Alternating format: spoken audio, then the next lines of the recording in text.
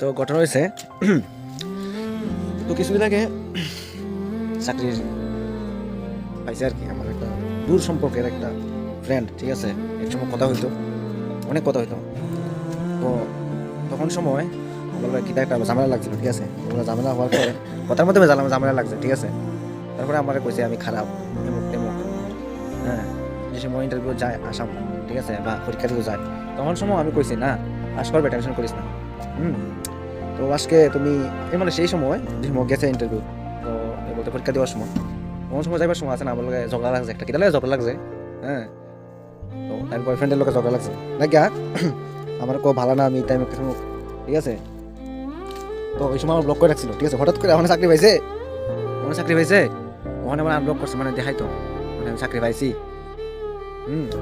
আমি হিংসা করি না, দেখ ওর উপরে আমি হিংসা করি না। তুই আনব্লক টাই বলতো মানে এটা চুলুক কেমি কাজ, ব্লক করছ আবার আনব্লক করছ, এটা চুলুক কেমি কাজ। আমি হিংসা করি না যে তুই চাকরি পাইছো, আশীর্বাদ করি। হ্যাঁ, দেশের রক্ষা কর, ঠিক আছে না।